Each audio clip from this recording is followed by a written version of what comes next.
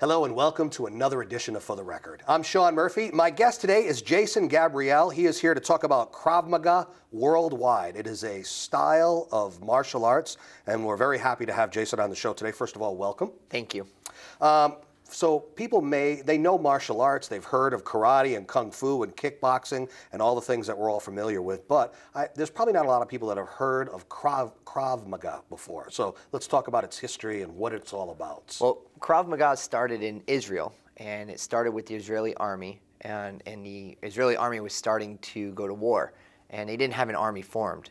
So they quickly had to gather as many people as they could and teach them how to go into combat or into war. So they actually just started recruiting people off the streets, and they had to think of the quickest and easiest way, without using guns and, different types of weapons, of how to teach these people how to defend themselves. So they started teaching them with instincts, their basic natural instincts and movements. So if somebody was to grab you by your throat, what would be the first motion that your hand would make, and is that going to allow you to defend yourself if somebody came and choked you? If someone decided to pull a gun out at you, what's the first natural motion that you would make with your body and your hands? So they continued studying the different ways of the body, the movement, the mechanics that go behind the attacks, scenarios. What do you do if someone comes over and punches you or puts you in a headlock or pushes you to the ground? What's the first natural movement? And they worked off these instincts, and they developed a self-defense art that was practical, that could be done by anyone. Men, women, children, any size, any age, that just worked with the natural movement of the body. And that's how Krav Maga was formed. So it's not like there was some kind of martial arts master who came in and kind of developed it on its own. This is the people of a country who basically are surrounded by their enemies for the most part. Exactly. And they needed to get pragmatic and realistic with self-defense, aside from military weapons and stuff. But Krav Maga actually started with the military, right? Exactly. It did start with the military, and it was used for military training and continues to this day to be used in many different military forms. Government agencies use it to train. All military use a form of Krav Maga. If they're not calling it Krav Maga, it's very well based. You're talking about our military. Our military, yeah. U.S. military, overseas, any type of military base, you'll always see some form of combative striking, which originated from the Krav Maga movement. It's difficult to teach people karate and martial arts. Some people just aren't shaped to kick a certain way, right, or they don't have the natural ability to do certain things.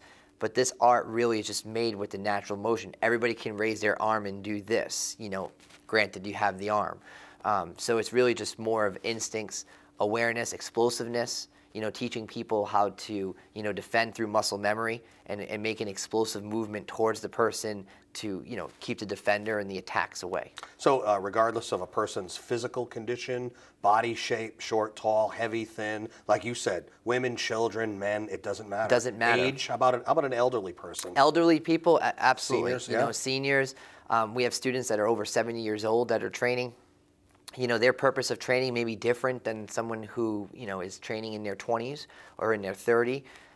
But, for us, it's just more of a sense of knowing that you can defend yourself if you ever were to be attacked.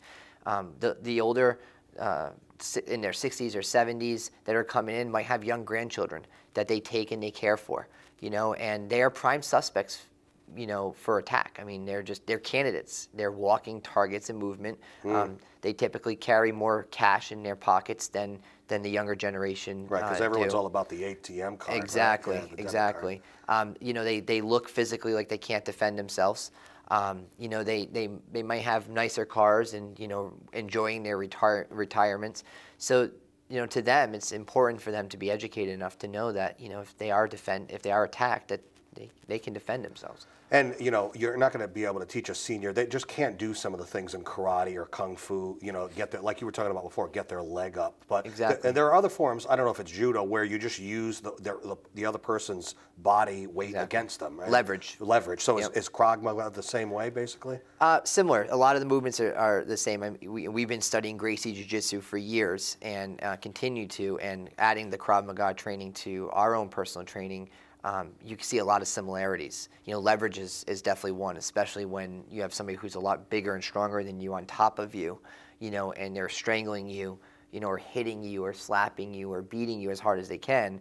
you know, and you have to be able to, and you're smaller, you know, you might be 100 pounds less than the person, you know, opposite sex, which is typically the case in those types of attacks, and be able to use your leverage to maneuver yourself out from underneath the person or to get back on top of the person. So a lot of the leverage points that we have seen in our, you know, Gracie Jiu-Jitsu studies, judo, very similar, has helped with this development of Krav Maga. Krav Maga, how did it suddenly get popular to the point where it has expanded as far as it is now, so that people like you have begun to not only be aware of it and study it and practice it, but begin to teach it to others? Are people coming into your studios asking about it? They are, and I think it's more of the market, the media that has brought this to attention. You know, the crime rates are up. I mean, we see it everywhere. You watch the local news, and 9 out of 10 stories is about crime and different things that are happening.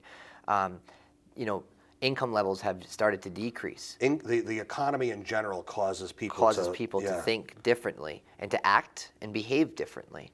And people are more aware of their protection and the things that they need to be able to protect themselves. And what we've seen with Krav Maga is that somebody could come in within 3 to 6 months and get the basic essentials of knowing just the basics of what a strike is and what a block is, and understanding the avoidance of different situations, you know, different attacks, you know, having somebody come in and wrap their hands around you for the first time around your neck and try to choke you to the point where you can't breathe. So that's what Krav Maga is teaching, and the market has really just bared it to the point of people are just, they're hungry to learn, you know, and they want to learn. And we talked about different sizes and shapes and, you know, ages. You know, the one thing that Krav Maga also has is it's teaching you self-defense, but it's also giving you a very strong physical fitness component. Well, I was going to ask you that. You mean you don't necessarily have to be in shape to do Krav Maga or to start the classes, but in the course of doing it, in the process of doing it, you actually build up some stamina, some endurance, and some, maybe like you were talking about, muscle memory. Of course, you're burning, you know, anywhere from 400 to 500 calories per class, which can run anywhere from 45 minutes to an hour. So it's at least as good, if not better, than just going to the gym. Absolutely, yeah, 100%. You know, and it's quick. It's 45 minutes, an hour, and you're in and out. You're out of there. You're getting everything that you need. Your heart's getting a good workout because you're raising your cardio levels up. You're striking, you're moving, you're jogging around the room, you're getting your heart rate up, and then you're learning. You know, and when you're learning Krav Maga, you're demonstrating and doing the moves at 130%. You know, you're not just thinking about what could happen. Let's just practice slow here, because your body needs to learn how to react in that fast manner of something coming at you, boom, and you're blocking it very quickly, so that when you are drilling the drills, and this is, I think, what's different than karate. Karate, when I studied for years growing up, is that when we would try to learn something, we would learn at a slow pace. Right. So you we would see could the capture demonstration first, and then eventually get up to full speed. And in Krav Maga, what you're doing is you're witnessing a live demo from the instructor at full pace. The instructor then will spend the time of breaking it down very slowly for you. You demonstrate, you work on the moves without an attacker on you. But then once that person's attacking you, it's on. And our goal is to make sure that your adrenaline is up. We want to make sure that you feel that those butterflies in your stomach of who's going to attack me, I don't know what's going on, and boom, you attack. You know, we work on fatigue drills.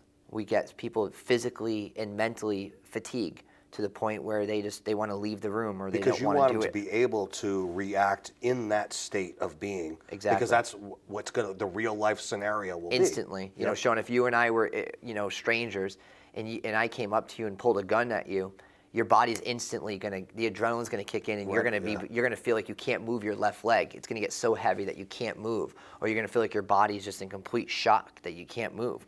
And the only way to practice that, so that you're prepared for it, being the, you know, 1 out of every 10 people that it might happen to in your lifetime. It's a small fraction, but it could happen. Right. You know, we have to get you to that point where you're not going to freeze up, or that 1 split second that you have. That could make the difference. That's going to make the difference. That first 3 seconds of the attack is what makes the difference. The attacker is going to know within that first 3 seconds if they have a victim on their hands, or if they're going to be the victim of a bad case going wrong. When a person is learning Krav Maga, and I guess this would be the case for all the martial arts, that they need to be in the right frame of mind too, because you don't want a bunch of tough guys going in, because this is about self-defense. It's not trying to go out and show off or be a tough guy with it, right? It is, and that's, I think, what Krav Maga Worldwide, which is the association that we're a part of, very highly accredited, has done. It has taken the class structure and plan to help students that come in, like yourself, for example. You've worked all day and, you're in your button up, and now all of a sudden I'm going to tell you to put on some pants and a t-shirt and you get your workout in. Right. And they have a class structure and plan that all our instructors follow to a T to get your mindset prepared for what's about to happen. Where you're not walking in the first 30 seconds, we have you laying on the ground and you have a gun to the back of your head. That could happen at some point throughout the class, but it might not happen in the first 3 to 4 minutes. Just like any other type of workout, is there need to be like physical warm-up? Exactly. Yeah, we have a set warm-up that lasts anywhere from 7 minutes to 10 minutes. And that's just so you're not pulling muscles. Exactly. Or anything, right? So if we're doing headlock defenses, we want to make sure that everybody in the class has their neck properly warmed up. So you do a lot of neck stretches and exercises. We'll get your heart rate going to get you a light sweat, a good bead of sweat going prior to starting the actual learning in the lesson plan. And that's also going to help you with the mindset. The instructor has very key words that they're using throughout the class to kind of get you set for that mindset so that when you first get that attack, that first initial attack in class, boom, you're ready to explode and attack. And it sounds like, you're just talking about you get done with a long day of work. It sounds like it's a great stress reliever, too, to get that workout in, not just going to the gym and jumping on the treadmill for an hour, and it's just kind of tedious. I mean, it's something different all the time, Krav Maga, especially depending on what the instructor is teaching, and it's that stress reliever. It is, and you get to hit pads. I mean, that's the best way to learn how to hit something properly. We'll teach all the students how to hit with the proper knuckles and the best way to strike. If it's a straight punch or using your palm to strike or your elbow attacks, your knee defenses. And every time we practice on that and you want to go at 130% when you're working your strikes, you got to hit a pad. You can't work on hitting people because then, you'd have no training partners. So all that stress release of hitting those pads and learning how to properly strike, is awesome. It's just you feel a sense of accomplishment after you're done. It's very interesting to talk about Krav Maga, but it just doesn't do itself justice unless there can be a demonstration. So that's what we want to do. We want to see a demonstration of Krav Maga in action. Just, a person that will just grab, from the staff somewhere, bring them in. One of your instructors we'll talk through it. We'll kind of understand more. But before we do that, though, before we go to a break, where can people go and learn more? Your classes, you were talking about the Krav Maga Worldwide? Yeah, you can go to KravMaga.com, which is KravMaga.com, which will bring you to the Krav Maga Worldwide website, and you can easily just plug in your zip code of where you live, and they'll find the closest location that's certified to teach the Krav Maga system. And the great thing about being part of Krav Maga Worldwide is your job might move you to a different town or city, and you're so used to the gym and the training center that you're training in. And what we've seen in the past, that people will go other places and be like, man, we just can't find exactly what you guys do here. And being part of such a world-renowned organization like Krav Maga Worldwide is that you can go to any Krav Maga Worldwide school and you're going to get the same type of class, the same program, the same structure. And right here in southeastern Connecticut, there's Krav Maga Worldwide locations in Groton, Waterford, East Lyme, and also Narragansett, Rhode Island. So, you can definitely find, the nearest spot next to you. But if you just go to KravMaga.com and type in your zip code, you can definitely find a location that's near you in any part of the country. All right. So we want to get to that demonstration. We kind of want to see it in action. So we'll take a break and come back. I'm Sean Murphy. This is For the Record. Stay with us.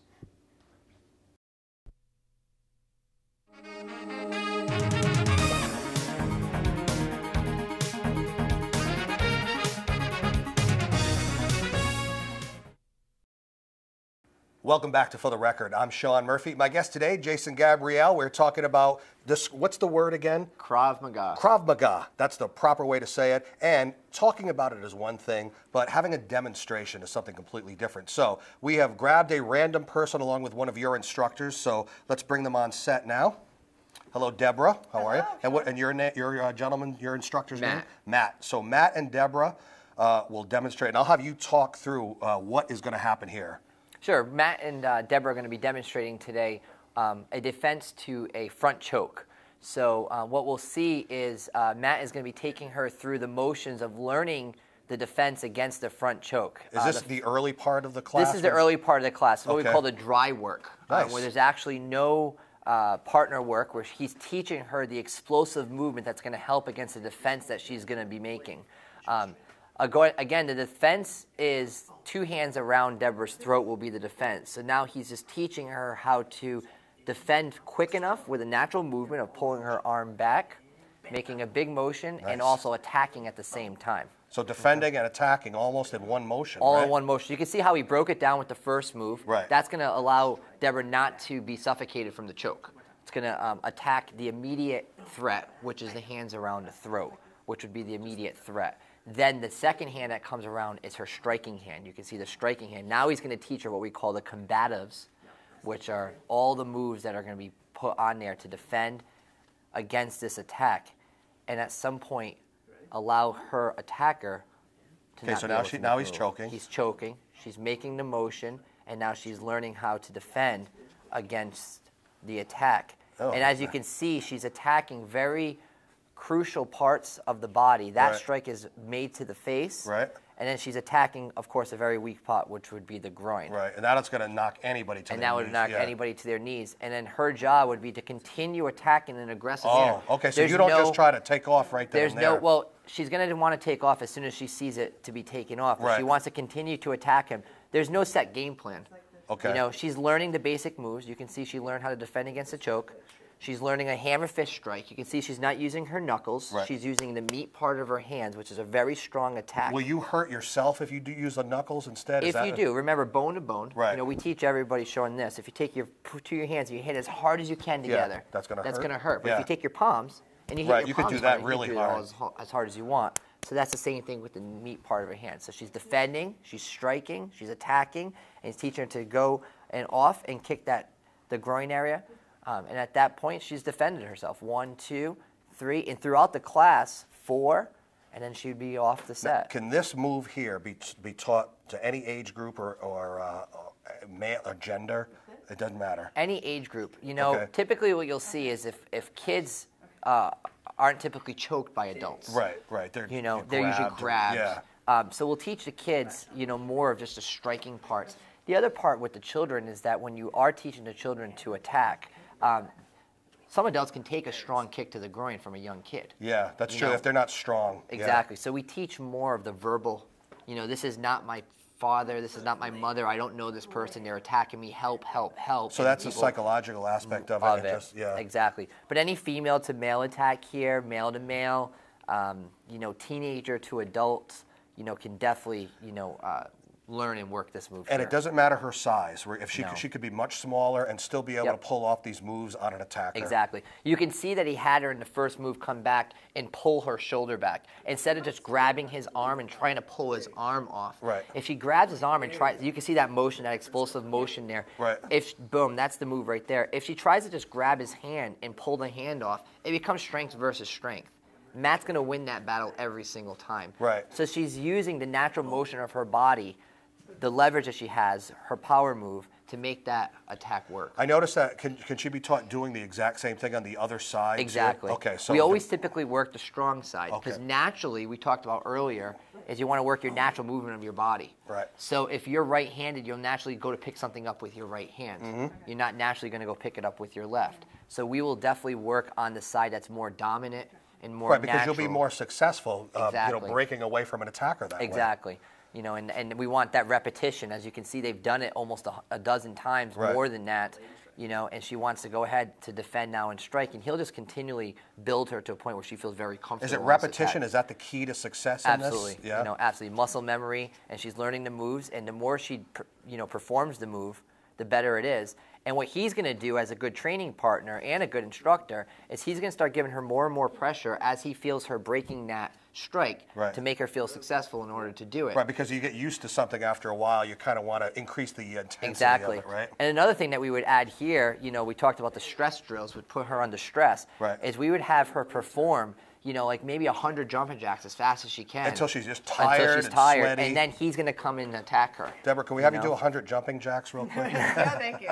All right. And then, that was great. So we can definitely, that was a job well done. Excellent, excellent. And that was the first time she's ever done anything. Unfortunately, she's going to do it on the rest of the staff now later, I'm sure. Absolutely. But thank you, Deborah. Thank you. You know, and as you can, you know, what we have there is we can work on multiple attacks. You know, like she's attacking to the front, she gets comfortable with that. Like I said, we can add the physical component of that to fatigue her, and we can also add another attack, you know, like a rear choke, so she could defend against here, and then as soon as she's done attack with Matt, it might be a 2-on-1 situation where, you know, she's getting grabbed from behind or, you know, choked from behind, which she would have to quickly, you know, learn how to defend. That's amazing. You can actually teach somebody to fend off 2 attackers at the same time. Yeah, multiple attackers. I mean, usually in a situation like that, people might come in, you know, with 3 or 4 people. I mean, back in the day, you know, you would meet the kids down at the park. You know, you'd rally all your friends to go down there and fight the one kid. It starts one-on-one before you know it, there's 5 or 6 people that are, you know, involved with the fight. So the awareness of it is definitely one. So we did a sort of a one-on-one, guy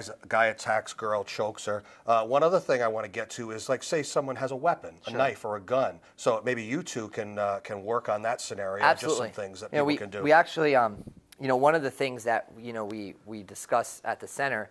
I notice how he you know, cocked the fake gun, you know? One of the things that we always teach when it comes to these type of situations is, you know, hands around the throat can definitely, you know, endanger someone's life. Sure. You know, grabbing somebody's lapel, you know, and just grabbing their shirt what if or they their had a tie wrist, on or something? Yeah. is not what we call an immediate attack. You know, where if he decided to grab my wrist and I wanted just to defend this, boom, you know, it might, the first time I like to say, hey, buddy, you know, kind of just back off. So you try to talk them. Exactly. You know, my hands are always going to come up, and I'm going to try to avoid the situation of attack because typically, you know, here we are, we're the martial artists, you know. So if somebody comes up and grabs my wrist, and the first thing I do is 1, 2, and I start attacking, you know, I get in trouble. Right. You know, even though he grabbed my wrist, not an immediate threat. So we always try to verbalize this. But the day a weapon comes in, you know, or a situation comes in where there's a gun pointed at you, especially if it's loaded or not, this is something that we don't take lightly. You know, I mean, it's you a very wouldn't even serious know if it was matter. loaded. I mean, you don't, and you always you never measure the fact that, you know, is it really loaded? You know, most of the time maybe it's not. But, you know, in this type of situation, the first thing that we teach is to kind of keep your hands up, you know, and ask them what we're looking for. You know, like, you know, do you want my wallet or do you want my car keys? That way he doesn't get nervous. Yeah, whatever the situation may be, but I want my hands up. Right. You know, you see back in the old movies, you know, stick them up. You know, so naturally, if a gun gets pulled on you, your hands are naturally going to want to come up. Right. You know, you very should be able rarely to use that to your advantage. Exactly, and that's the point that we're keeping here. So as we're coming through and our hands are up, you know, the one thing we want to make sure that we are aware of is that we're verbalizing with this person, let them know that we're not scared. Sometimes the eye-to-eye contact and let them know that the gun is pointed to me. The way we teach this is if somebody really wants to shoot you and hurt you or, you know, the worst case scenario, kill you, they're not going to point a gun and start asking you questions. They're going to point a gun, pull the trigger. Right? And in that situation, the person was aimed to kill. Usually that doesn't happen in most situations, so we have some time. So as soon as they say, hey, put your hands up, and they start talking to you, we already know, one, that the situation might not be as dangerous as we think. We have some time, our hands are up, and we start to defend here. He might ask me, hey, you know what?